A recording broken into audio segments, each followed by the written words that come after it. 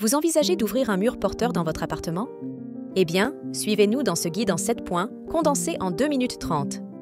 Premièrement, commencez par obtenir l'autorisation de la copropriété, une étape incontournable. Votre demande sera examinée lors d'une assemblée générale. En cas d'urgence ou de planning serré, une assemblée générale extraordinaire, à vos frais, peut être sollicitée. En 2, obtenir une étude auprès d'un ingénieur ou bureau d'études est obligatoire pour évaluer la faisabilité technique de votre projet. Prévoyez environ 1 500 € TTC pour un projet simple. Gardez à l'esprit que parfois, une ouverture de mur porteur peut être techniquement impossible. En 3, il vous faut choisir une entreprise de travaux, spécialisée en gros œuvres, disposant d'une assurance décennale valide et spécifique au type de travail à effectuer. Demandez systématiquement cette assurance pour garantir la conformité et la sécurité du projet. En 4, option que nous privilégions, faites appel à un huissier de justice pour réaliser un état des lieux contradictoire avant et après les travaux.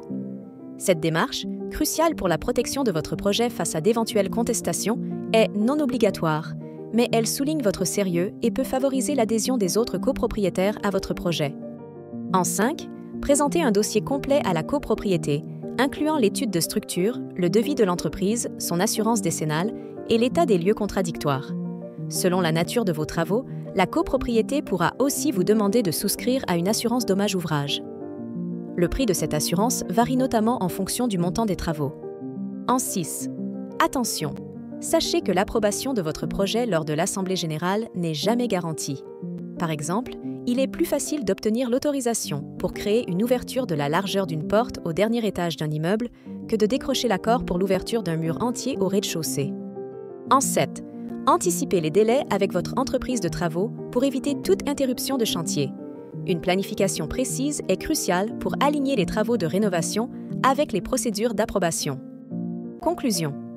Envisager d'abattre un mur porteur requiert une étude de faisabilité et l'approbation de la copropriété. Ce processus technique et coûteux exige une réflexion approfondie et une excellente coordination avec tous les acteurs impliqués. Assurez-vous que chaque étape est soigneusement planifiée et coordonnée pour éviter des complications coûteuses et réaliser votre projet de rénovation en toute sérénité.